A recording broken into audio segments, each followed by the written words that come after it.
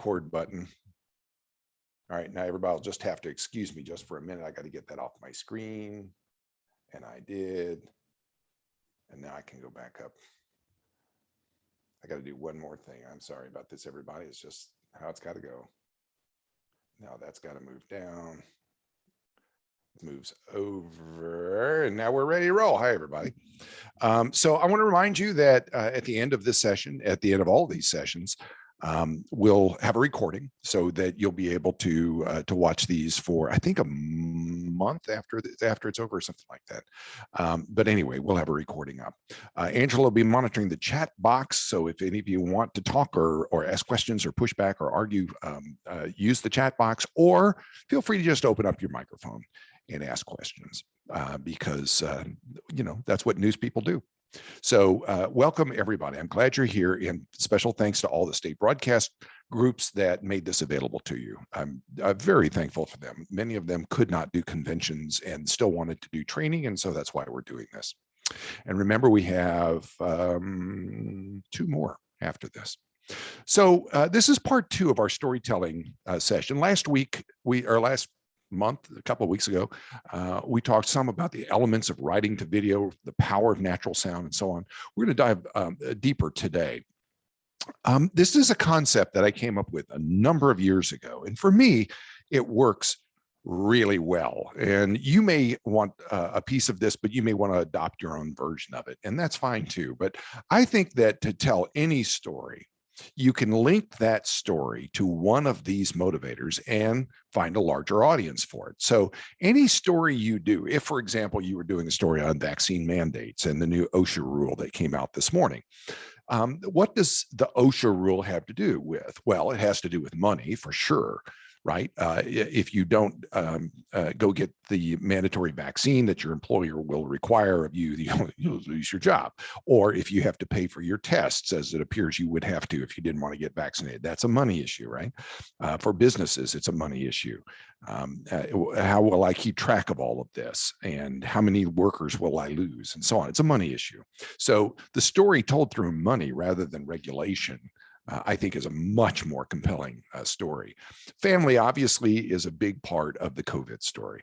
So if family, a lot of people were saying that the elections in New Jersey and in Virginia this week were largely about family. In fact, one argument is that whoever can position themselves as the party of the family will become the next ruling party. I think there's a lot to that. The arguments about school, for example, and all of that, the mandatory masks, and so on. A lot of that has to do with family. A lot of it has to do with health and safety, obviously, as well. So in these COVID times, particularly, these big 4 topics are the driving parts of every conversation: money, family, health, safety, and I would add one more: community.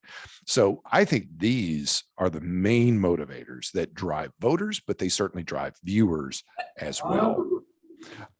So I would say to you that every story you do, if you can link it to one of these 5 motivators, or even better, more than one of these motivators, honestly, you can't lose. One of the big undercovered stories of the day is the conversation over the new drug policy. Most of you have not covered this story, and yet there's almost no story you could do that would be more interesting to a larger group than the story having to do with drug pricing. The Democrats apparently now have a plan, as of Tuesday, have a plan that will allow all sorts of things to happen that have never happened before, including allowing Medicare to negotiate with drug prices for the price of pharmaceuticals. This alone would drive down drug prices dramatically, so much so that the pharmaceutical industry is scared to death of this. But it also would allow seniors, people on Medicare, not to have more than $2,000 a year in out-of-pocket expenses. That's an enormous story. It's almost incalculable how important the story that is. It also won't allow drug companies to raise prices on any pharmaceuticals higher than the inflation rate that year. So these are huge stories, but mostly local journalists don't cover them because they seem to be too complex. And yet, there's almost no story that you could do that would touch more people than that one. So think about how do you take these gigantic stories like the OSHA rule that came out this morning? How do you take these stories and really cut them down into something that your viewers and listeners and readers would care about? And that is focus on these things: money, family, health, safety, community. Now, I would say there are at least 3 other motivators. They're usually easier to do, but they're usually not very effective. One of them is moral outrage. So people are mad about this, people are happy about that. Well, if you do the OSHA story, and that is you do a story, people like this, people hate that. Look, that's an easy story, but it doesn't illuminate. And if you do a story on, isn't it outrageous that people aren't vaccinated, you're going to make some people happy, but you're going to make a lot of people mad. So the problem with moral outrage as the main motivator for your stories is that it divides your audience. And you may not care in some stories. It may be that there are stories that are certainly so outrageous that if you don't think they're outrageous, it just doesn't matter. And so you'll choose those carefully, but know that moral outrage and injustice, they can work. For sure, they can work, because there are some stories that are so outrageous, virtually anybody that you would reasonably care about would see it as outrageous. But mostly they're divided. When you cover stories having to do with gun control or abortion or any of those other things that come in front of the Supreme Court just this week, you will find that those stories are so much more effective if you pin them to other things like safety.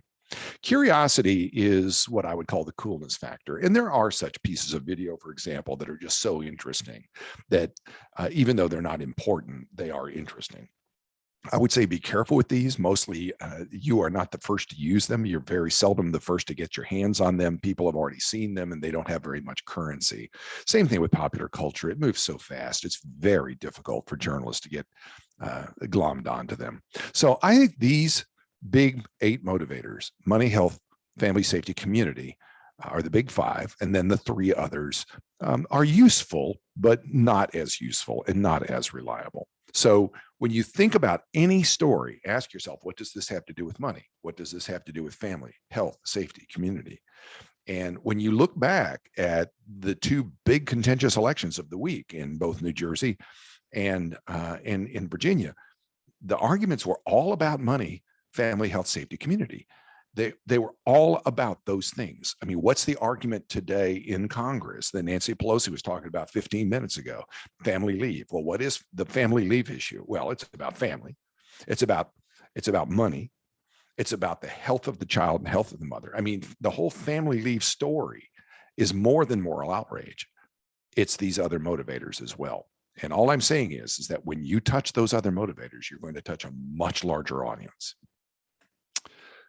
All right. Now, I want to make an argument that active verbs are key to powerful writing. Now, I'm not going to make a stylistic argument. So I want to stipulate that if this were merely stylistic, that you should be able to use any style you wish in order to do your work. I'm going to make the argument that active verbs are essential not to style, but to journalism. That passive verbs, or even worse, gerunds, those verbs that look like verbs, but they end in ing, I think they're bad for journalism because they are unspecific. So I would argue that if I can convince you that that passive verbs are bad for journalism, then you ought to stop using them. Is that fair enough? Otherwise, style wins. So let me see if I can make that argument. First of all, if I said the game was won, your natural question would be, well, who won the game, right? So was is a passive verb. The Knicks won the game. See? Now I know who won the game. So when you make things do things, when you make active verbs, you actually tell me who did what, which is an essential part of journalism. When you use a passive verb, you allow the truth to leak out of the sentence. The students were afraid of the storm. Okay, well, that's passive. It's also past tense. What if I made it both active and present tense? The storm scared the students. First of all, it's shorter, but it also tells me who did what. It makes the storm scare. See? So it's not hard for you to turn passive to active just by asking what did what. Look, what are passive verbs? The passive verbs are these: one, am, is, are, was, were, be, being, been. That's it. Screen capture this and say it out loud with me. Am, is, are, was, were, be, being, been. Am, is, are, was, were, be, being, been. These are all passive verbs. And what I would say to you is not never, but put yourself on a to be diet. These are all to be verbs.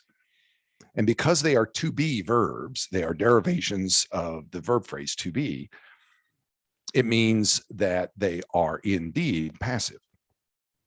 Mistakes were made. Who made the mistakes? Oh, the stool is broken. Who broke the stool? The man was hit. Who hit the man?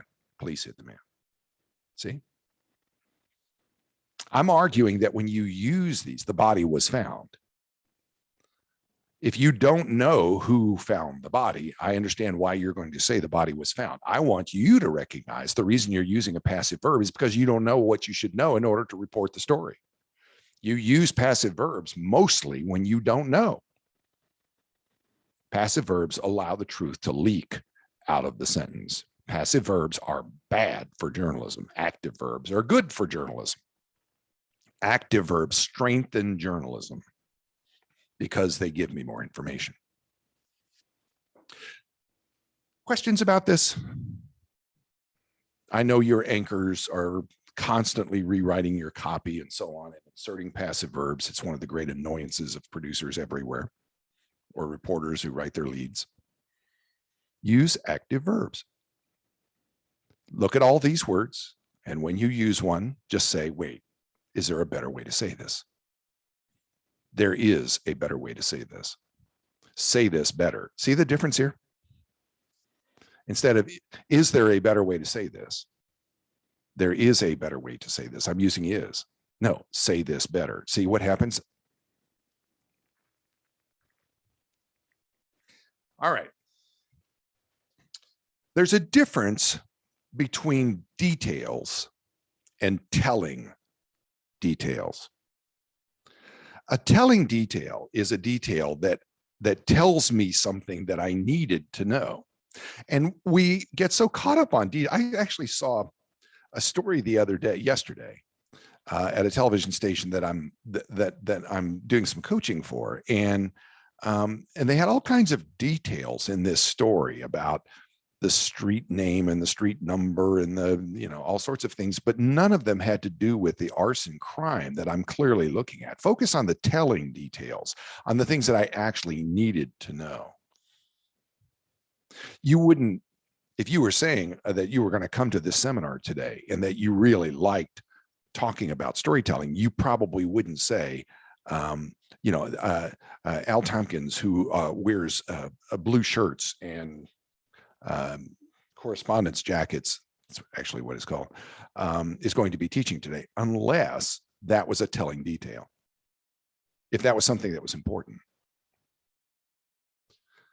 So let's do this. I'm going to play a story for you. I hope this doesn't cause too much trauma for those of you on the West Coast who've been covering forest fires for the last several months. I'm going to play this story for you, and I want you to pay attention to it. And then at the end of the story, I'm going to ask you some questions. Fair enough? So here we go. Exploding in the mountains, it's not just the size of the holy fire that worries firefighters. The speed and strength of these flames are the biggest threat. With new evacuations ordered, the inferno is just uphill from subdivisions in Riverside County. This, police say, the work of an arsonist. Investigators say this man, Forrest Clark, ignited the blaze. Just before his arrest, he spoke to a photographer. Do you know how this fire started? I have no idea. I was asleep. I had 2 earplugs in. With a dozen large fires burning in California, the U.S. Forest Service says 90% of wildfires are human-caused. In Redding, where 2,000 structures are destroyed, another firefighter, the 7th this year, was killed on duty. Afternoon winds have been fanning flames all day long. They're pushing small embers up to 2 miles away. That's igniting brand new fires. With fires on pace to burn more land than ever before, toxic smoke is choking much of the state. The dangerous air also blinding the air attack. Where for now, this is the best way to slow an unstoppable force. Firefighters say there is so much fuel from this blaze, it'll likely burn for weeks, if not months. All right. So there's a lot to consider in that story. You can probably tell that I'm delaying, I'm pausing, I'm just buying time. Why? Because I'm letting 30 seconds pass before I ask you to try to remember some of the details of that story, because I guarantee you, you won't. Okay, so everybody pull out a little piece of paper or something you can write on, type it on your phone, whatever. We're gonna do a little quiz, and no tricks here. I'm not gonna ask any trick questions, but I'm just gonna ask you some very basic questions. Okay, everybody ready? Here we go. First, what was the name of the man who was arrested for arson?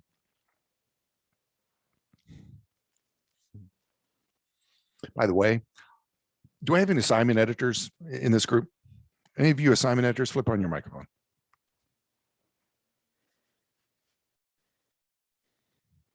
Nobody? All right. 2, how many fires were burning in California at the moment this story was told? Almost nobody's going to get that.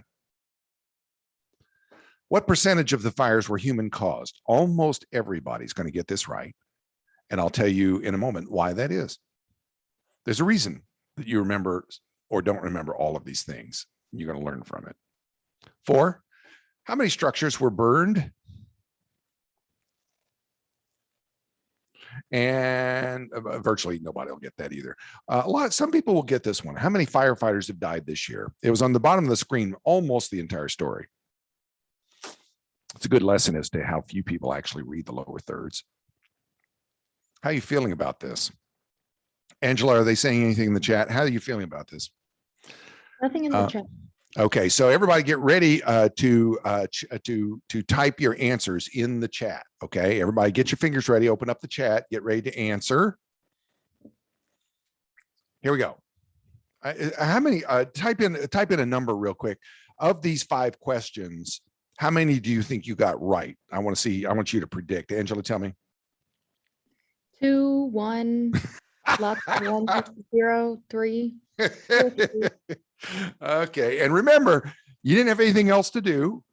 You weren't trying to, feed the baby. You weren't trying to do other. You were watching this, and I warned you that I was going to ask you questions, and we were going to talk about this. Okay, so remember, this is the easiest possible quiz because I told you, and plus you're smart and you're professional observers, so there are very, very few excuses here. Okay, Angela, what was the name of the man who was arrested for arson? Type it in.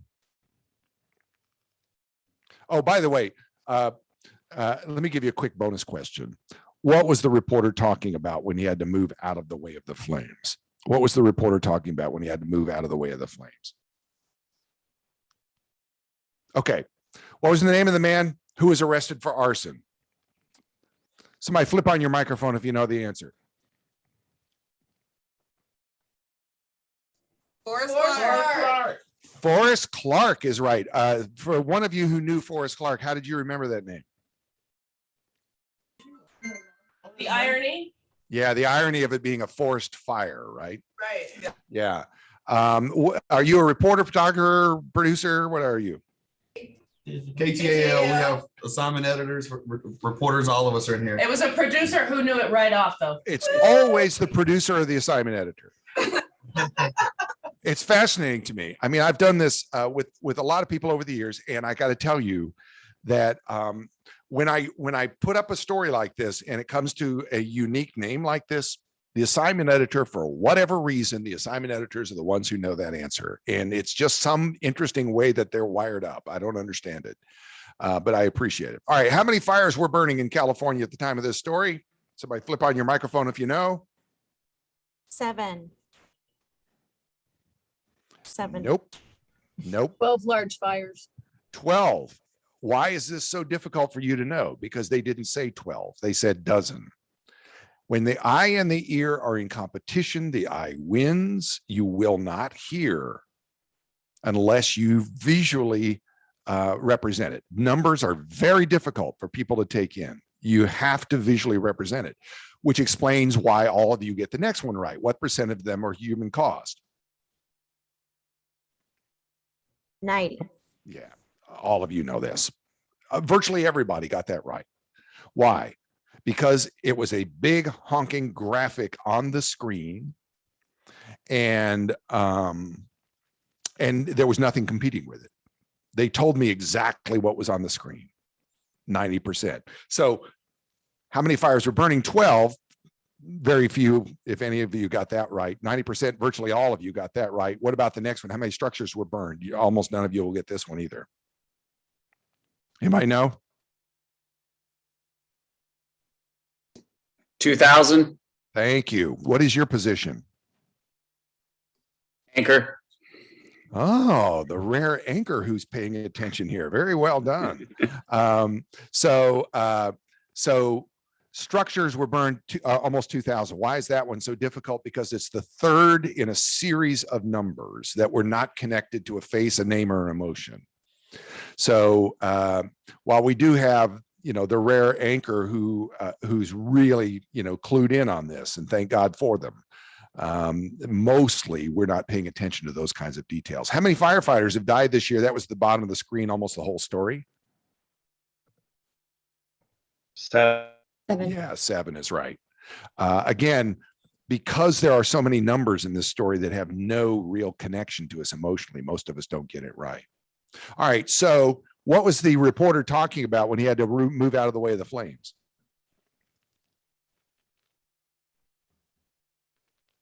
Something about how much fuel the fires Yeah, had. that was the Other one at one? the end. Yeah, that was the other one. How far the embers traveled. Very good, Brittany. Tell everybody where you are and what you do. Yeah, so I'm a reporter, producer, and fill-in anchor over at Watch Fox in Columbia, South Carolina. Very good. And she deserves applause. Been fanning flames all day long. They're pushing small embers up to 2 miles away. That's igniting brand new fires. Yeah. So why is that so difficult for people to remember? Because all of us are watching him going, you're an idiot. Get out of the way. You're endangering yourself and your photographer. This is really stupid, right? So we're all sort of astonished that he's doing this, putting himself and his photojournalist partner in danger, that we're so emotionally attached to the video that we simply cannot hear what he says. When the eye and the ear are in competition, the eye wins. When the eye and the ear are in competition, the eye wins. If you're showing me something distracting, you have to refer to it. You have to talk about what's so distracting. There's nothing you can do that will compete with that.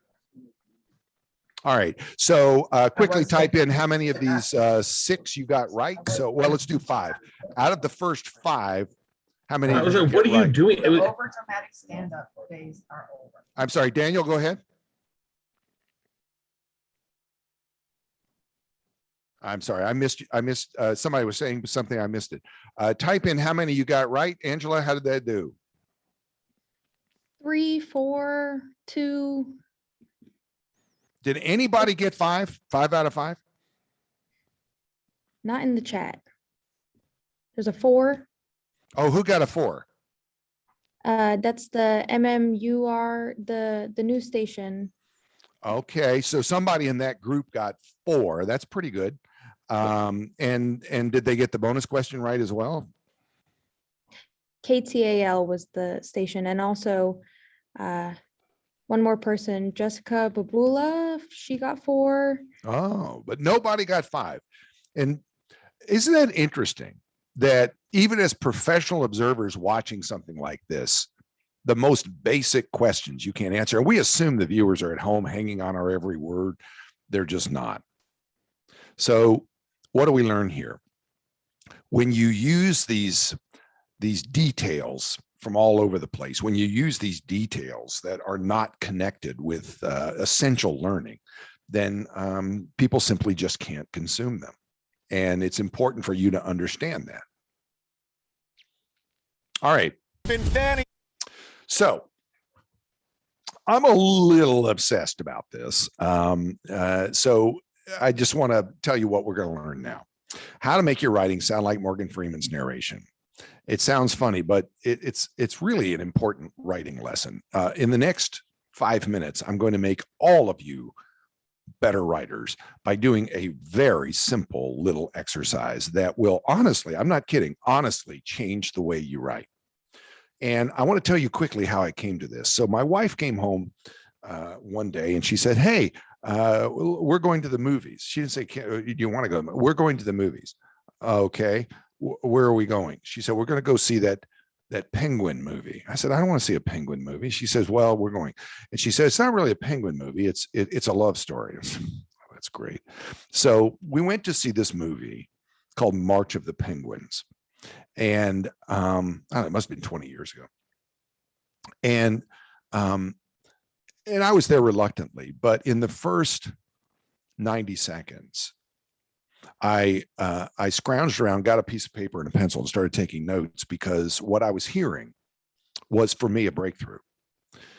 You know that the whole movie, the entire movie, is narrated by Morgan Freeman. And what I noticed is the most extraordinary writing, I think, at that moment I had ever heard, certainly in a film. And so I scratched down some of the sentences that I was hearing and started thinking about, why are those sentences so compelling? It wasn't flowery writing. It was something very different. And then I thought, well, let me see is this just this movie or is it something else? And so I went and pulled the soundtracks of everything I could find that Morgan Freeman did, including commercials, other movies, Shawshank Redemption, Glory, every movie I could find. And what I found is that in every movie I could find, The Unforgiven, every Morgan Freeman sentence has something in common. And I mean this almost literally, almost every sentence has something in common. And I found out that Beatles songs, Shakespeare writings, most great writing has the same thing in common. Let's explore. The easiest way I know to do this is just to play one of his commercials. So this was from an Olympics commercial. The American Advertising Bureau called it one of the 10 best commercials of the last 30 years. Hours before his race in '88, Dan Jansen's sister, Jane, passed away. He'd promised her he'd win gold. He didn't. Until 6 years later. Then he skated a victory lap with his daughter, Jane. Visa, the only card accepted at the Olympic Games. More people go with Visa. All right. Is my friend Kanina Holmes? Is she? I thought I just saw her log on. Kanina, are you there? Flip on your microphone. I'm here. Hi. Hi, Kanina. How are you? I'm Kanina, great. I want everybody to meet you on the way. She is a teacher, but she is up in the great north of Canada. Are you still up there? I am, and I had a sleepless night because we had the most amazing Northern Lights show that I've There seen you in go. my life. All right. So it's fantastic to have you with us. So I'm going to make you Morgan Freeman right now. And so I want you to read these sentences out loud, and we're going to try to analyze that, what's going on here. You ready? I'm ready. Here we go. Go. Hours before his race in 1988, Dan Jansen's sister Jane passed away. Passed away. That's the power phrase. Passed away comes at the end of the sentence. Go ahead. He'd promised her he would win gold. He didn't. He didn't. Didn't is the power word. Go ahead. Until 6 years later, then he skated a victory lap with his daughter, Jane. Fantastic. All right. So notice what's going on here, everybody. He didn't say Dan Jansen's sister Jane passed away hours before his race in 1988. He didn't say he didn't win gold, even though he promised her that he would. He didn't say Dan skated a victory lap with his daughter Jane when he won 6 years later. What's going on here? There's something going on with the word order. Let's see if we can decipher it. The lesson is put the power of the sentence at the end. Not the end is where the power of the sentence should be put. End is the power word.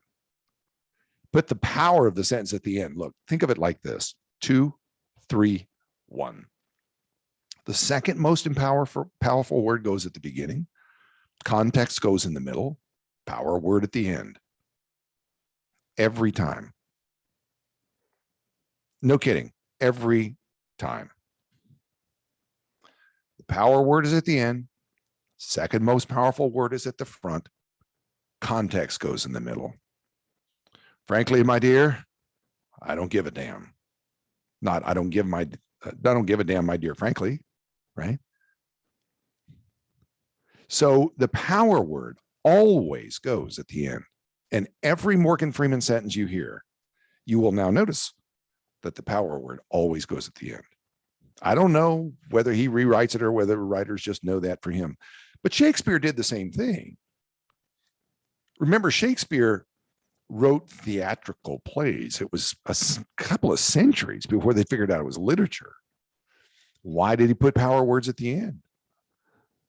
Well, because you were working in theaters with no amplification, and the power words are what you could hear most clearly. Even if you lost the rest of the sentence, you still got the power word. Oh, true apothecary, thy poison be quick. See what happens? Let's try it again. I'm going to play another of these Morgan Freeman commercials. When you hear the power word, I want you to call it out. I mean, actually call it out. Here we go. He's competed against the past. He's competed against the history books. He's competed against time, expectations, and everyone who came before him. But most of all, he's competed against himself. Congratulations, Michael, on having won more gold medals than anybody ever. FISA, proud sponsor of the Olympic Games and the only card accepted there. All right. Kanina, call out the power words when you hear them. Here we go. He's competed against the past. He's competed.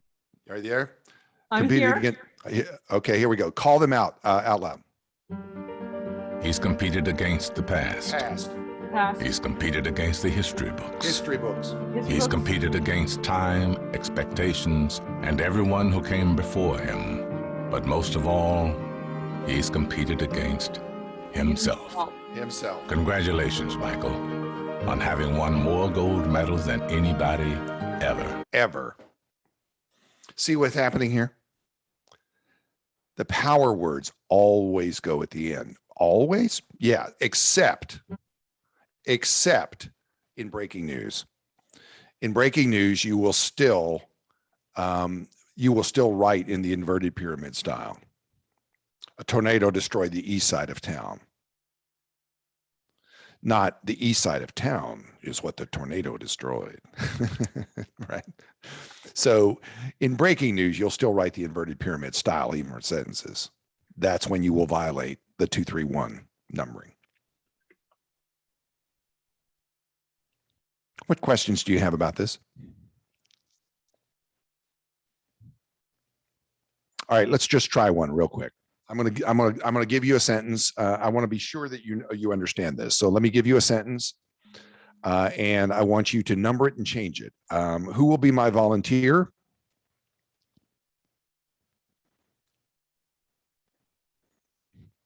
One of you brave people, open up your microphone, be a volunteer. A volunteer. Thank you very much, Larry. You're a leader among people.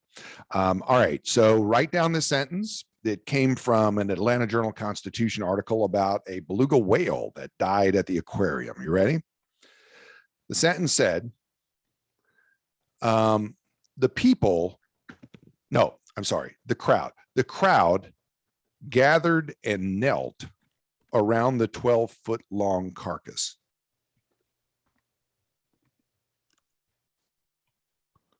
The crowd gathered and knelt around the 12-foot long carcass.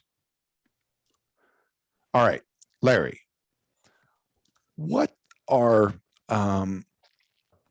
the most interesting, fascinating part of that sentence? The crowd knelt. Knelt, exactly. So the crowd that they knelt is the most fascinating part of the sentence. And why is that fascinating to you? I mean, because presumably these were not people that know one another. It sounds like a group at a beach and they're all kneeling together. That I don't see that very often. Yeah, kneeling is a profound act, isn't it? It's almost an act of reverence, right? It is. Correct. All right, so let's put the word knelt. Let's put the number 1 behind the word knelt. Okay. All right.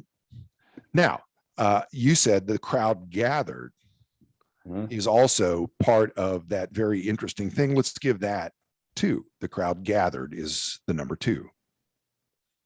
So everything else in the sentence gets 3. Right. If I turn it to 2, 3, 1 numbering, what is my new sentence? The crowd gathered around the 12-foot long carcass and knelt. Perfect job. Absolutely perfect. See what happens? The crowd gathered around the 12-foot long carcass and knelt is a perfect use of 2, 3, 1. Excellent job. Once you start getting this, once you start thinking about sentences in 2, 3, 1, country music songs will start making sense. Beatles songs, every great lyric will start in movie lines. Mama always said life was like a box of chocolates. You never know what you're going to get. You never know what you're going to get. My mama always said life is like a box of chocolates. Wait, what? What's the point of that sentence? You never know what you're going to get. You never know, right? So the point of the sentence is the last part of the sentence. Stupid is as stupid does. See, it only makes sense if you have it in the right order. It only works if you emphasize the power word.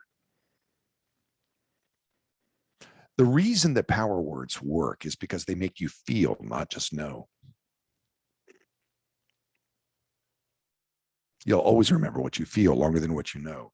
It's brain science. We talked about this last time. What questions do you have about 2, 3, 1 numbering before I go on? Honestly, if you will just use this, your writing will become instantly better, because it will hang in the viewer listener's ear. If you only have time to dwell on a few sentences, then here's what I would suggest. 1, the lead sentence, the anchor lead. 2, the last thing the anchor says before the piece rolls. 3, the opening line of the package, and 4, the closing line of the package. That'd be the order of importance in my judgment. Although I could easily make other arguments. I would do the opening of the anchor lead, the last sentence before the package, first sentence of the package, last sentence of the package. Those would be my top 4 sentences. Everything else is important, but not as important as those 4. All right. Use your differences to teach the audience something they cannot get from somebody else. So ask yourself, what about you makes you the perfect person to tell me this story? I would suggest to you that I come to you with some confidence that I can tell you something, because I have a lot of experience. I've been around a long time. I'm old. I care about you. I have a lot of compassion for what you do. I believe in what you do. I think that I have some uniqueness to be able to teach you things that other people couldn't teach you in the same way. And if you feel the same way about your reporting, you'll be more successful. Now, whether it's true or not, whether it's just in your head, that's a different issue. But what differences, what about you makes you the perfect person today to tell me this story? Let me give you an example of how that shows up. Well, this is the definition, Poppy and Jim, of panic buying here behind me in Smyrna. It was yesterday in Atlanta that we heard residents here that there was a possibility that there would be a gas shortage. That led to a lot of people going to the pumps. Some neighborhood gas stations actually ran out of gas. They were expecting to run a gas here at about 9 a.m. Alejandro Alvarado Yanez, you came here. What you said that the gas, this situation has actually affected your company. Yeah, I put the gas yesterday, but no got it. But your company has stopped and put on hold? My boss has stopped yesterday, the company, yeah. And what do you think when you showed up here, the line? ¿Qué te parece la cola, la línea aquí? That's crazy, bro. That's crazy. You never see it in Atlanta, Georgia, the no gas. That's crazy. Yeah, well, we wish you a lot of luck the rest of the day. We know it's been a situation here that a lot of residents are dealing with. Okay, I love this. By the way, he was a student of ours in a seminar like this that we did for CNN. But I love the fact that, first of all, he's turning to Alejandro not because he is Latino, not because he's Hispanic, but because he's a truck driver, and because Nick is able to communicate with him not only in English but in Spanish, and doesn't make a big deal about it. We're able to get some diversity into our story without making it a big deal. Without saying, oh, let's talk to somebody who principally speaks Spanish, because it's not about a Spanish speaking truck driver. It's about a truck driver who also happens to speak Spanish. And so the reporter is able to use his unique skill to be able to connect us with an audience with a subject that we normally might not. And I think that's really powerful.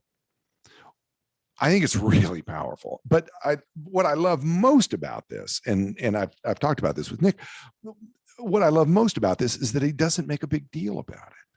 Let me ask you a question in Spanish. No, it's not that. He asks a question, then he says it in Spanish, and then he pulls it off perfectly. How do you use your unique difference to connect me with information that nobody else can in the same way? It makes you uniquely valuable. I'm going to pause for a second. Anybody got feedback on this? I think some of you, for example, in rural areas who know rural America better than people who are city dwellers, I think you underestimate the value of that knowledge. Same thing with people, who know New York City, know Boston, know Philadelphia, know those communities. Lord knows those of you in Louisiana who understand Louisiana better than anybody, because it's so difficult to understand the complexities of the Cajun culture. You know those things. Use that to your unique advantage. Well, let me give you an example of how this shows up. So I want to show you a story where I think the reporter in this story does a uniquely good job of being able to use who she is and what she is as a mother, as a person of color. I think she's able to give us some insight that not just anybody could do. Again, this is from King 5 in Seattle. Yeah, I always think about it mentally, especially your first time, your first encounter. There's really no way to prepare for it. I was only 15, but after that, I just kind of realized like this is the real world, and being black, in America. He's among the best in high school basketball, ranked 3rd in the country. Paulo Banchero heads into his senior year already committed to Duke. A multi-sport athlete who's not just a champion on the hardwood, but on the gridiron too. In 2018, he helped Seattle's O'Day High School bring home the state trophy. The same year, the high school freshman would face a new reality.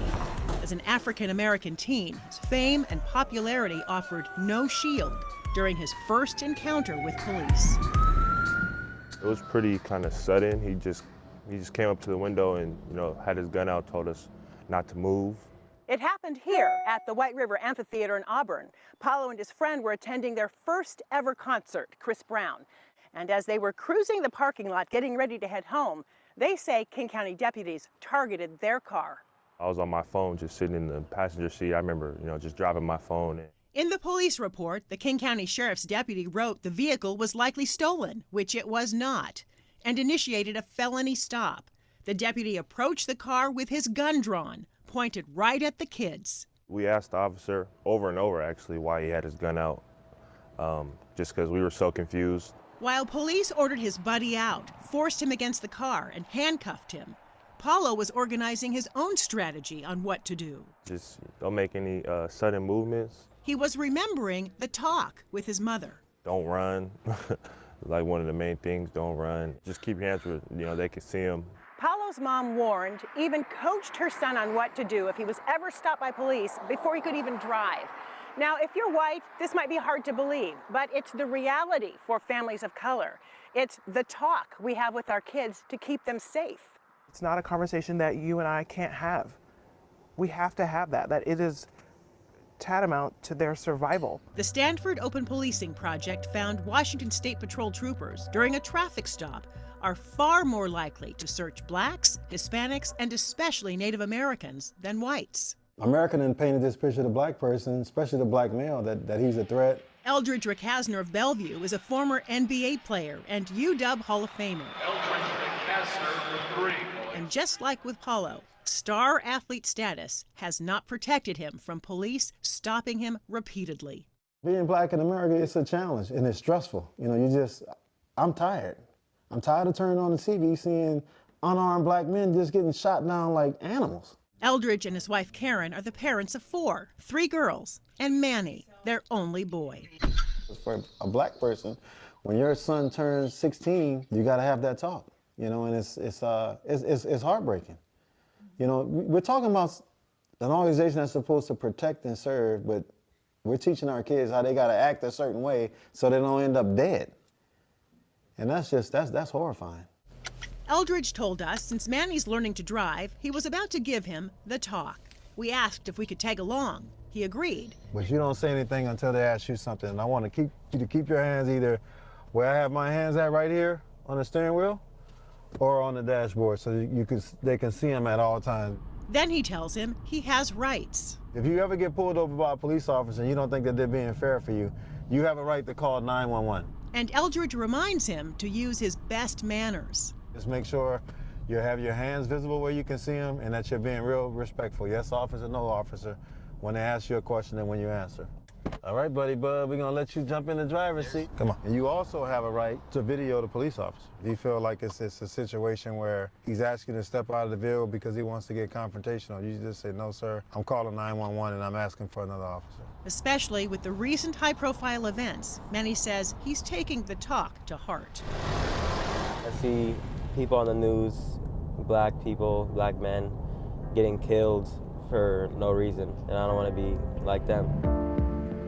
2 years after a deputy pointed a gun at Paulo, he still gets nervous when he's on the road and sees police. A lot of people, whether they admit it or not, just naturally feel more threatened when they see, a black person, which I think is unfair just because it's nothing but the color of someone's skin. Now, he's not just telling his story, he's giving voice to the cause. I just didn't want to, stay quiet because I feel like if you're quiet about it, then you're kind of part of the problem. While Paulo fights for change, there's still so much work to do. And that means parents with children of color will continue to have the talk. I do think the talks that I had with him saved his life that night.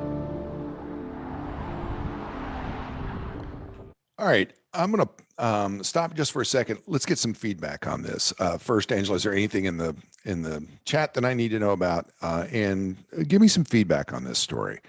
How did the reporter do in being able to use sort of her high-profile nature, the fact that she was a mother, the fact that she's black? How did that help tell this story?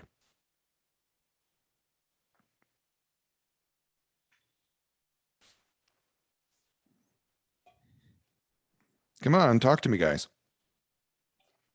I think it allowed her to use like the pronouns. It's the talk we have with our kids. It's this authenticity that she knows this too.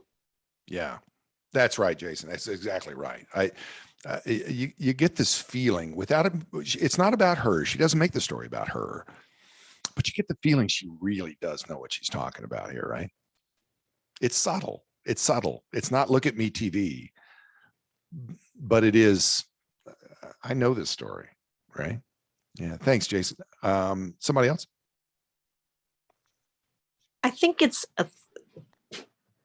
she sounds very like authoritative. You respect it. Me as a viewer watching it, I didn't question it because it's not like she had to attribute it to anyone. She just knows what she's talking about. Rowena, let me ask you a question that every time I look at this story, it recurs to me. To what extent does it bug you that the examples in this are sports figures? For me, that didn't factor in. I don't know if people are going to agree with that, but for me, it didn't. It wasn't like it was a stereotypical kind of thing. This was just a young man who's very active in sports. But on the flip side, because of his, who he is, his ethnicity, the color of his skin, he is experiencing something that's been going on in the country for quite some time. But I didn't take that into account when I was watching it. It was, because he's an athlete. That didn't factor in for me. Makes for interesting B-roll. But I would be open to the critique that if you're going to have two characters in here, why are both of them athletes? I mean, why can't one of them be, some high achieving athlete or high achieving scholar or something? Maybe he is a high achieving scholar. I don't know. But it's an interesting critique, and I think it's a valid one to consider. Anybody else want to give feedback? The conversation between the father and the kids was natural. It didn't feel set up.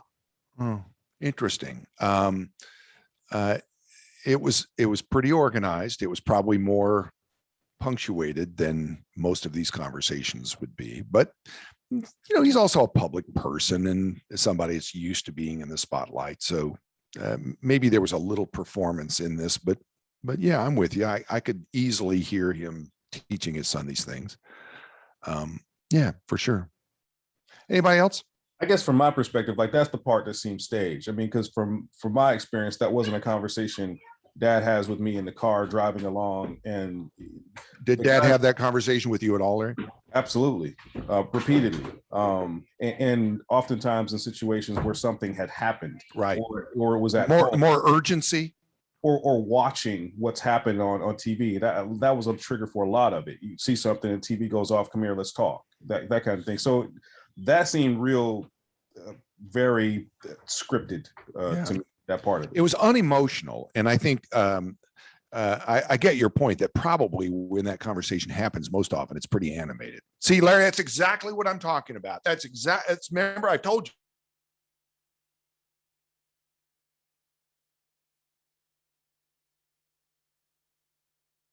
you that. Look, the main lesson that I want to leave with you on this, the main lesson I want to give you on this is you have stories that you uniquely can tell because you're you. And I'm urging you to do that. I'm urging you to make yourself more valuable by using the knowledge that you uniquely have, whether it is that you know your community in ways others don't. Maybe you come from afar and you know something about the rest of the world that people here don't know.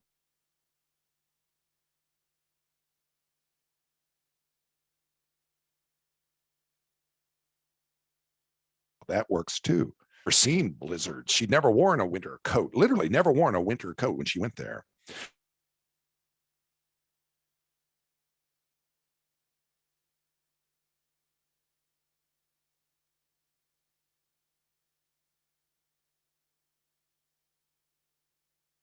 And so she ended up doing stories.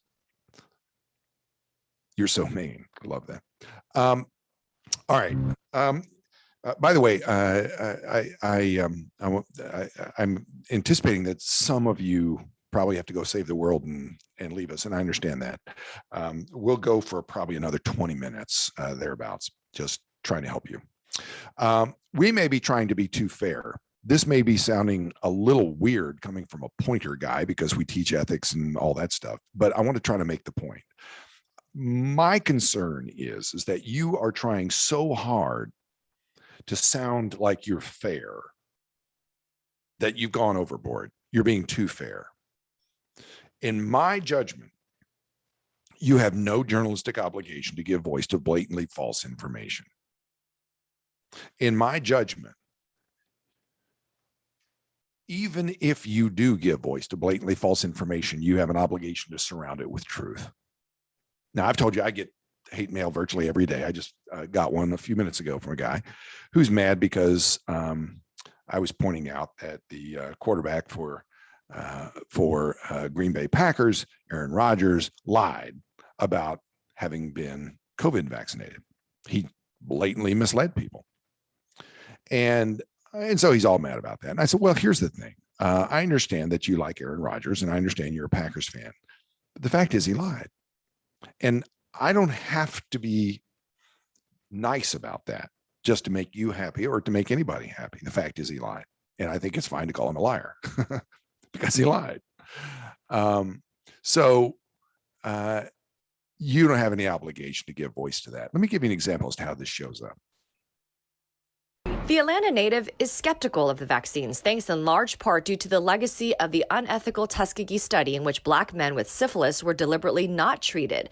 And despite the information she's seen, she worries about potential links to rare conditions like inflammation of the heart, recently reported in 300 of the 20 million young people vaccinated. But how do I know that that small percentage won't be me? Britt, who works at an Atlanta record label, says she doesn't trust the vaccine and instead trusts her own immune system. I would just rather go take vitamin C or make sure that I'm eating healthier just to make sure that on my end, it'll be better for my body to fight off rather than just taking the vaccination. I think that is not useful. Why? Because there's no evidence that vitamin C will prevent you from getting COVID. None. Nobody responsibly has ever claimed that. Nobody has ever responsibly claimed that somebody, because you are young or female or Black, have some natural immunity. It's not true. It's just not true. And so by allowing her to say that unchallenged, you're allowing false information to pervade, even though you may follow it up later by saying, but all those things she said just aren't true. Surround that instead with truth, what I would call a truth sandwich. She falsely believes that by taking vitamins, she can hold off COVID, despite studies that say otherwise, despite the CDC's warnings, despite the World Health Organization's recommendations. Surround the false information. Now, what about when that person is a thought leader or an elected official or something?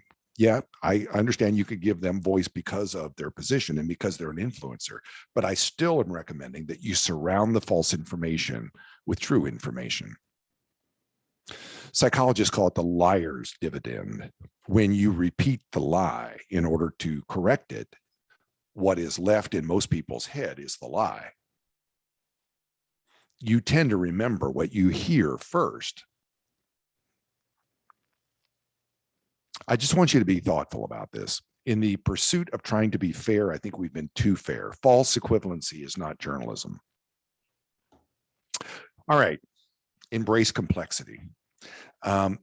So I've talked a little bit about, for example, the drug policy story. I think this OSHA story today is a huge one. Family leave bill pending in Congress, huge story. All of these stories are very, very complex, very difficult. One reason we cover so much crime is because crime is easy. Somebody shot somebody. You know, you got a dead, you got a killer, you got a police, you got a, you know, and so it's very easy to understand. I understand arson, I understand shootings, I understand theft, I understand all of those things. They're very easy to cover, and they're also visual. But they're also not as important as other much more complex stories. And I'm urging you to embrace complexity. I'm urging you to look, for example, at the mandatory vaccine story as a really complex story, because it is. Is there any evidence that mandates work? Absolutely, yes. No doubt about it. Mandates produce vaccinations. No doubt about it. We can point to many, many, many examples, not the least of which was the New York police and fire department the last week. But there's no doubt that mandates work to get people vaccinated. So embrace complexity. Don't just say what is going on. Say why, or how do we know? What does complexity mean? Bias springs from overly simplistic thinking and generalizations.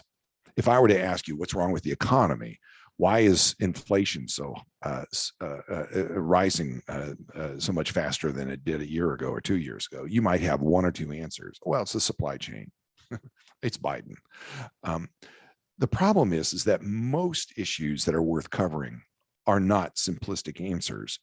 Now, I want to provide you with something that I'm always trying to give you something theoretical, not just factual. So I want to give you something that's a little more theoretical.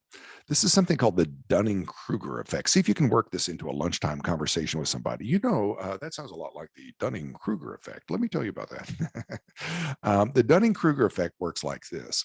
It's the tendency to use our biases to oversimplify that which we do not understand. Climate change, immigration, Palestinian-Israeli conflict, why Tim Tebow can't thrive in the NFL. All these are complex questions. They're not simple answers, but you journalists tend to go to people who can simplify the answer. Have you ever noticed that Fauci rarely gives an always or never? Why? Because he understands epidemics in ways that most of us could never imagine. So this is the way the Dunning-Kruger thought process works. This will sound very familiar to you, and this will also be very helpful to you at Thanksgiving when your crazy Uncle Frank is there. If you look at the vertical line of confidence, how confident are you in your opinion? And you look at the horizontal line of competence, here's what happens. Sorry. What happens is the more, well, let me do this. Listen to Fauci. I mean, I can't predict that. I mean, obviously, I think we're going to have a significant degree of normality beyond what the terrible burden See what that happens? all of us have been through. When you are completely ignorant about something, you tend to say always or never. Well, here's what you got to do, right? And so your confidence goes way up when you're ignorant about something. But the more you start to know, the more you start to become less secure in your knowledge. You go, oh, I'm starting to see some nuances here. It's not always or never. And then when you become really expert, you become more like Fauci, where you go, well, I can't really say that. Or, you can't really say yes or no, or always or never. And so you start finding nuanced answers, but you're willing to offer some opinion. You journalists tend to go to always and never kind of people. And where do they fall on this? Usually in the least informed. So we can all think of elected officials who know practically nothing about what they're talking about, but they're willing to give us great sound bites. But that is not helping our understanding of complex stories. Embrace the nuance. The nuanced story is where the most interesting stories are almost always going to come. Yes, but here's why this is so hard. Here's why this is so difficult. What about the family leave thing? Why can't we just give everybody a year off like Great Britain does? Well, because that's a problem. Who's going to pay for that? So the more ignorant you are, the more opinionated you tend to be. Then you become a little more informed. You become much less opinionated. You start to see the nuance. And when you become expert, you start to be able to express yourself in nuanced ways. Most 60-minute stories are over there on the expert side. They're not always in nevers. An expert is rarely as confident as an ignorant person. Remember this at Thanksgiving when your Uncle Frank knows everything. All right, graphic and video images. People ask me all the time, should we use graphic images? People being shot, cops shooting somebody who's a running, fleeing person or something. My question is not yes or no. My question is always, what is the journalistic purpose of using that graphic image? Does the graphic image tell us something that you could not tell us, that we would not already suspect? If you're going to show me images of a police officer shooting somebody, the reason for showing that should be that that video tells me something that we didn't know or that we didn't already suspect. Can you accurately and fully tell the story without the image, the video, or the sound? If you can, then do it without it. But if you can't, if the only way to understand what happened is to see that graphic image, then that's a reason to use the graphic image. Are you dedicating the time and the resources to put the image and video into context? You should have a higher bar for using graphic image than you do for using less graphic images. If you're going to use a graphic image, you should dedicate the time and resources necessary to fully explore that issue. Don't just use some awful crash in a 15-second VO. Use it because you're actually studying the safety of trailer hitches or of that road or something, right? It's important that you dedicate the time and resources necessary in order to justify the use of that image or video. And how can you minimize the harm while maximizing the truth telling? All right, so what would all that look like? I want to give you an example. This, to me, is one of the finest examples I've seen about when graphic and disturbing images and sounds can be really useful in understanding a story. So this is a story about police overreaction, and it was put together by NPR of all places, but it's obviously video as well. Listen to this piece and you'll start to see that, yes, they're showing us stuff that's really disturbing, but they're doing all the things I just described. You wouldn't be able to understand it without the video. They dedicate significant time, resources, and thought to this issue. You learn things because you're seeing the disturbing images. So in the end, I'm going to suggest to you, you benefit from having endured the disturbing images and sounds. Here we go. A police scanner on January 29th captures Rochester, New York police responding to a domestic disturbance on the city's north side. Family trouble, Avenue V. Baker. 247, I'm out. 30 minutes later, a 9-year-old girl ends up handcuffed, forced into a squad car, and pepper sprayed. Just scare at this point. Here's the thing. Rochester had just vowed to do better, to change. 1 year ago, a black man named Daniel Prude, who was in the midst of a mental health crisis, was killed after an encounter with Rochester police. Prude's death sparked protests and fresh scrutiny over how police handle people in a mental health crisis. Americans with mental illnesses make up almost a quarter of all those killed by police and at least 10% of all police calls for service. So what went wrong again in Rochester, and how could it have been different? We asked 3 experts on policing, race, and mental health to watch the police body cam footage and break down how this crisis could have been prevented. Seth Stoughton is a former Tallahassee police officer who now teaches law and criminal justice. Nikki Jones is a professor of African American Studies at the University of California, Berkeley. And Dan Feltz is an EMT and counselor with crisis assistance helping out on the streets in Eugene, Oregon.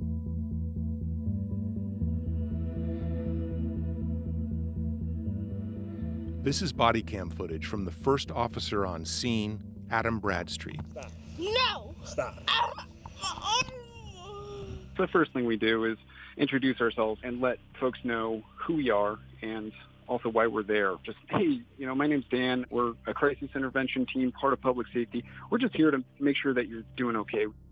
You're dealing with a 9-year-old, so you can use that fact to open that line of communication, right? To say, like, I don't know about you, but I'm really cold. I could use some cocoa. Do you want some? Just ways to humanize that interaction. But here we have an officer yelling commands from the start. Stop. No! Stop. Which is a sure way to alienate the client. You're not going to run away from me, okay? Because I'm going to have to chase you, okay? And I got like 6 other cars coming to chase you. Black children historically have not gotten the benefit of innocence. We know that Black girls are seen often as older than they are, and that they are not afforded the privileges of being a child. Then the girl's mom starts to yell at her daughter. I got custody. You're my child. So you gonna take your ass home right now, and you gonna take your ass in the house. When I listen to that, what I hear is a family in crisis, a family in need of support and some services. The police is not among them. It escalates when the mom and daughter start picking fights with passersby.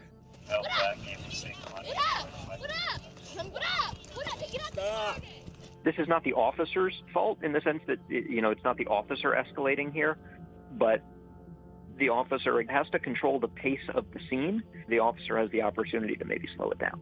One of us would have continued talking with the client while the other went to go gather history from mom. And we would have attempted to physically separate at this point because this is getting ugly and it's getting traumatic and it's impacting the psychological welfare of a child. And that's not okay. The situation deteriorates further as more officers arrive on scene. Put her in your car. No! No! Yeah. Stop. I want my dad! You gotta tell this officer. I want my dad! I'm not going over. I want my dad! Police handcuff the 9-year-old and try to force her into the back of a squad car. As an officer, I interacted with a lot of people. I don't know that I've ever interacted with an unarmed 9-year-old who I thought was so threatening that the situation required handcuffs. The girl continues to struggle. Remember, she's not under arrest. It's unclear why the officers are intent on cuffing and forcing the 9-year-old into the car. I want my dad, wait! I just want to see my dad, please! For the last time! I want my dad! Get in the car. I demand it! I don't care what you demand. Let's go. I don't care what you demand. Let's go. If there was a quote that summarized this entire interaction, that would be it. I don't care what you demand. I don't care. And we can imagine a child in this kind of moment hearing, I don't care about you. Oh my God! Then get in the car! Please help somebody! Something that we do is we listen and we empathize. Staying quiet for a little bit and trying to gather some information from her experience is going to be critical to him coming up with an informed plan of action. And he never does that. On the other side of the car, Officer Alexander Lombard, the second officer on the scene, starts pulling at the girl's arm. Stop! Sit up! No! You're acting like a child. I am a child, the fuck! I see a profound wisdom. I am a child. It kind of echoes all the Black children who have been treated in this way by the police. Right? So see me as a child and see me as a human being. And if you did, then maybe you would be treating me differently in this moment. 9 officers are now on scene. The girl, surrounded by male cops, starts asking for a female officer. You don't get it. The only female officer present is Hannah Schneeberger. I want a girl officer! Stand up, please, get off of me! Okay, they'll get off of you. You have to get up, okay? When you get up, can you look over? I got her. Okay, good. So you hear the female officer saying, I got her, I got her. Can you look over? I got her. That's good. Involving pretty minimal effort here, right? Like, all you had to do is, I want the lady officer, okay, I'm here, I got this. That's it. It doesn't obviously solve the problem, but it sure looks like it improves it in that moment. But that doesn't last. We'll fix them once you sit in the car. I want my dad! Come on. I'm going to fix you and I don't want to. So sit back. Then sit back. Come on. This is your last chance. Otherwise, pepper spray's going in your eyeballs. Come on, let's go. This officer went from a veneer of help to harm in about a minute. The thing that her peers want is more important than the thing that the child needs in this moment. And so she shifts, right, from what looked like a desire to help and to connect to the threat of violence. The officers make the decision to pepper spray the girl. Just spray her. Just spray her at this point. Stop!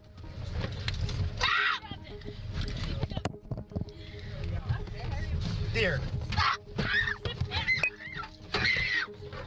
I got her. I got her. Please, wipe my eye! Wipe my eye, please! The 9-year-old girl is left in the back seat with pepper spray in her eyes. everything that these officers did from the moment they showed up on scene escalated the situation. And you can tell that not only are the officers here inequipped to respond to these calls, they don't want to be there. They want to get this call done and over with as fast as they can. They have no curiosity whatsoever about who this person is or what they're struggling with. I would say that the racism, the systemic racism, is hiding in plain sight. It's not a simple problem of good cops and bad cops.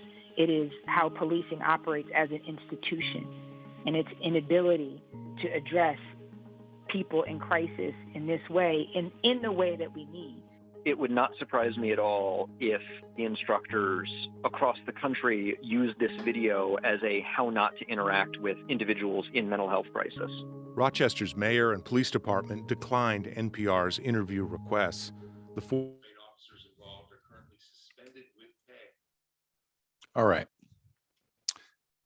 Let me get some reaction first to the story, and then let's focus on the use of the video that you saw there, and whether in your mind it was useful and justifiable. So let me pause just for a second. Let's start with some reaction to the story. What did you learn in the story?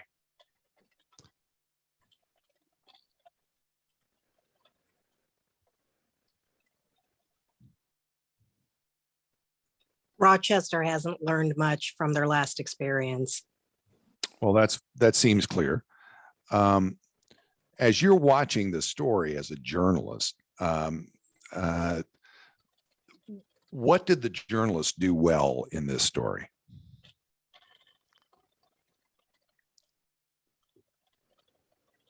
Let the video speak. Sharon, say more about that. What do you mean? Basically, let the video play instead of using voiceover to talk. What motivators did they use in this story, Sharon? The sound from the police. Remember the 8 motivators that we talked about at the beginning? Money, family, health, safety, community, moral outrage, curiosity, social trending. What motivators does this speak to?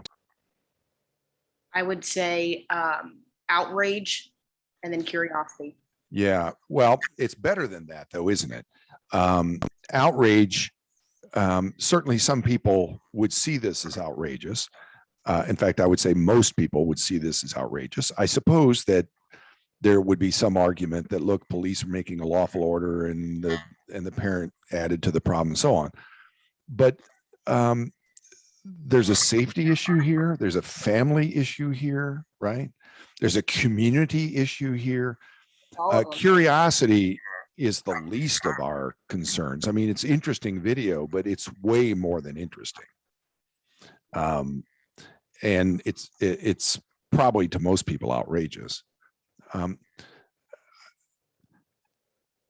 So I think the story goes way beyond outrage. The story teaches us that this is the experience that's happening beyond, your eyeballs. I'm going to close my door here, but.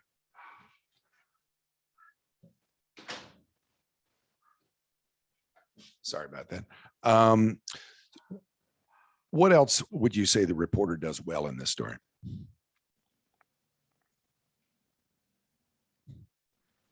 I really liked the way that he brought experts in to help tell the story and to do that kind of play-by-play analysis. I haven't seen that before, and I thought that was I thought that was a really low emotion, high expertise way to get some some viewing on this, right?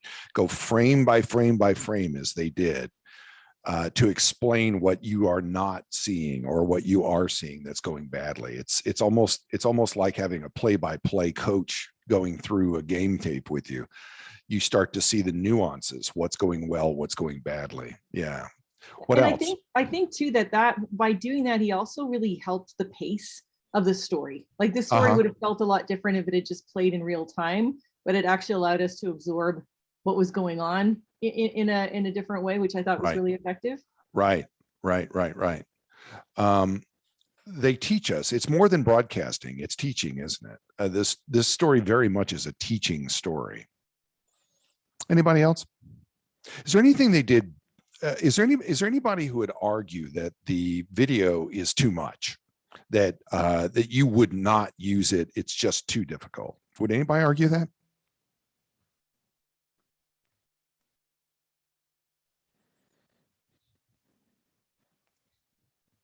Let me call on a couple of people. Brittany, flip on your microphone. Do you mind? Hello. Hi. You say it's triggering. What do you mean? Just reliving the experience for viewers who understand what the girl is going through. I would definitely say viewer discretion is advised before playing that video. Is that enough in your view? If I just say, yes, this could be disturbing. I mean, it's going to be disturbing. I would stipulate this to any reasonable person. This is disturbing. Yeah. Definitely as far as George Floyd and that video and how we were going to play that, you know, we would say something before it. Someone often opt on not playing it at all. Since this is not showing anything graphic or like someone getting hurt per se, I think just saying viewer discretion is advised would be okay. Yeah, it's a young child getting sprayed with pepper spray and stuffed in a police car. There's no doubt that child's being hurt in all sorts of ways, physically, mentally, all that. But I'm not sure, and this is my argument, Brittany. After a bit, I mean, I think we needed to see the George Floyd video initially, and probably needed to see it less and less over time because we already knew with reasonable certainty what had happened. So the use of it became less and less defensible. But for most people, I think that they're seeing this video is the first time they've ever seen it. And the only way to make a real judgment, I think, Brittany, is to be able to see it and hear it and experience it. I don't think any description of this would have been enough. Do you agree with that, Brittany? Yeah, I agree. People would want to see the video to see exactly what we're talking about. Right. To grasp their own opinions of what happened. Right. It's not fair to the police not to show it, but it's not fair to the girl not to show it. The only way to be fair on this is to show as much of it as you can. And I think this is the other argument that I make. If you're only going to give it a minute 10, don't do it. Jason, if you're only going to give it a minute 10, this isn't for you, right? This is not minute 10 news. This is the price of entry on this story is you've got to give it the time and resources necessary to fully explore it, or this is not for you.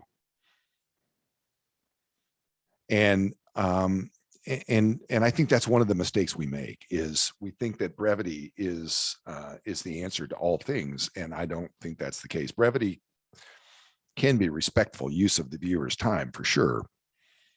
This is not one of those times. You got to, there is a price of entry. Okay. Any other comments about this? I don't want to cut this short because it is, as Brittany, I think, well says that it's emotional, it's triggering, and I don't want to cut this conversation off if anybody wants to say anything else about it. I'd just like to say really quickly that I think the choice of the experts was well thought out. There seemed to be somebody representing not only the people in the video as far as law enforcement and someone who could relate to the girl and the mental health expert. So I think it was a well-rounded choice of experts. And I think that's important to show those different sides. Yeah, we got to be thoughtful. Is it Emira? Emira, thank you. Emira, I think that we have to be thoughtful about how we stage these stories, right? There is a certain amount of staging that we have to do to think about. You know, we're talking about the need for a diversity of police officers and a different way of thinking about things. Oh, and by the way, let's walk in 3 white male psychologists or something, right? So we can demonstrate to the public the value of diverse thinking by using diverse sources, right? Agreed for sure. And that was definitely demonstrated there. So well done on the reporters. You know, I thought that the female expert was particularly useful. And I can't say exactly why, except that when she talked about the little girl's calling for her father, that little part of it there really, and she said that summarizes the whole thing, doesn't it? I'm a child. It's the way she says that really, I think, breaks through in that story. We're not listening to the child. Yeah. Okay. I want to just wait 30 more seconds to see. I want to make sure I don't cut off this conversation. Angela, am I missing anything in chat?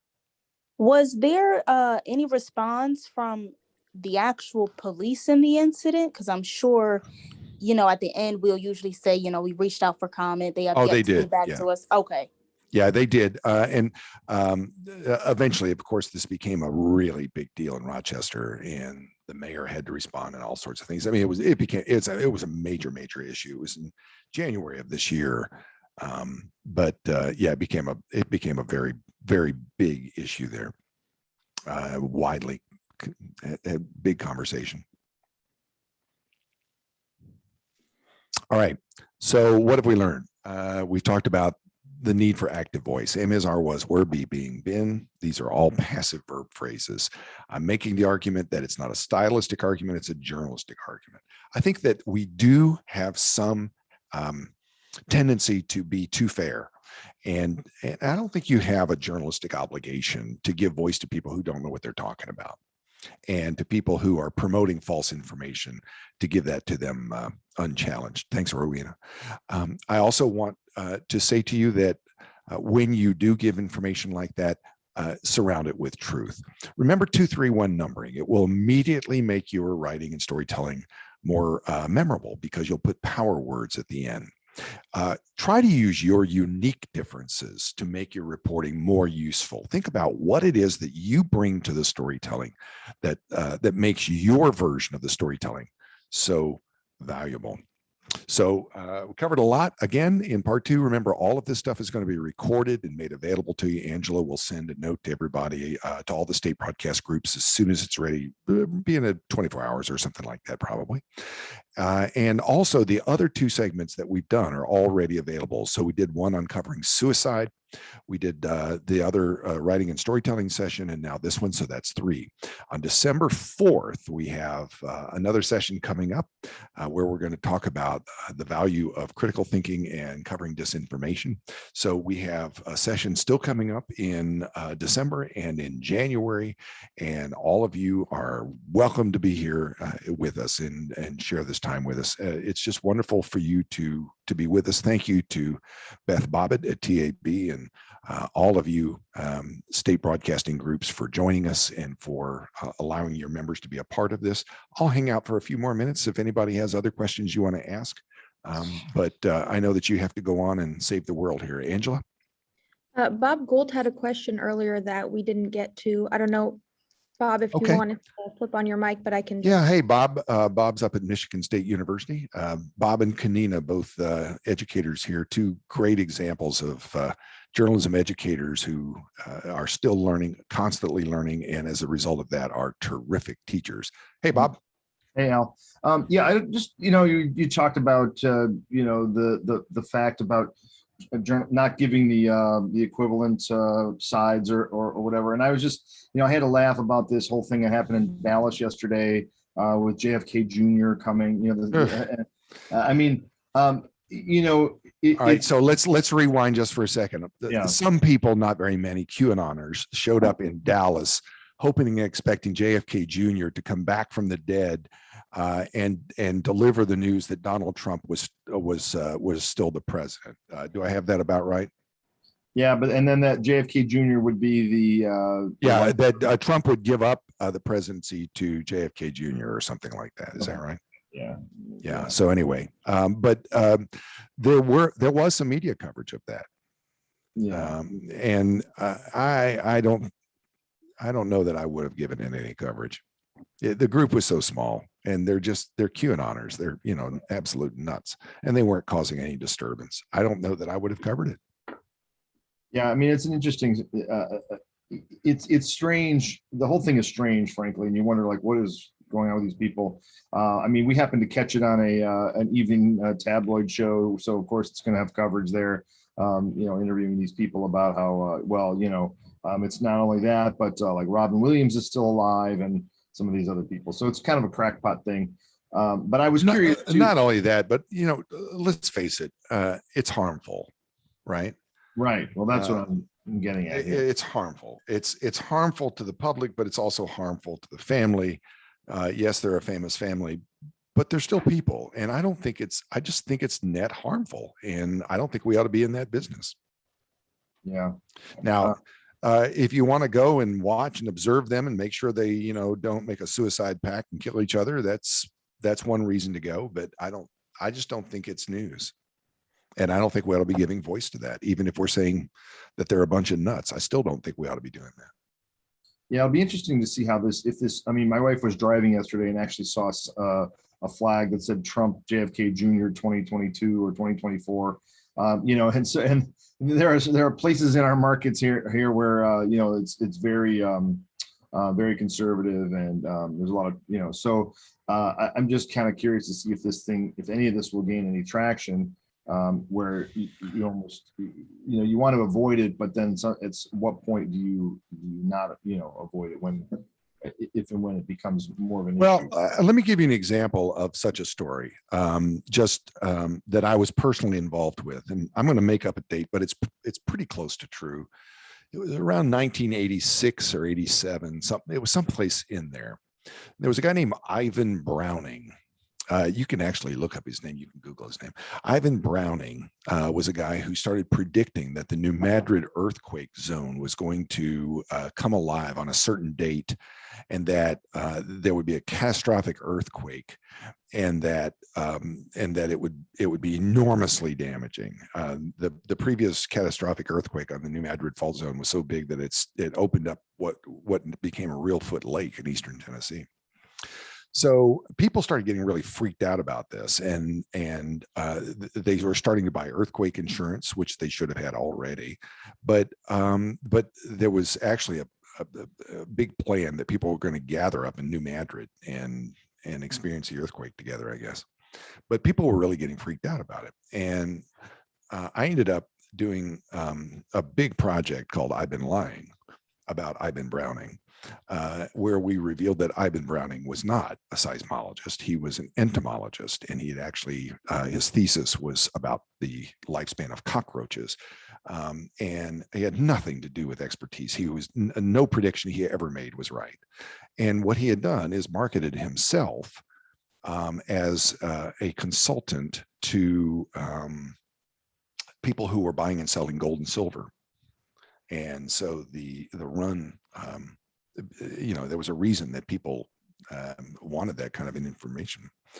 But there are always going to be charlatans who are going to have predictions like that, and there always have been. And they cause great danger and real harm when we give them voice that they don't deserve. Yeah.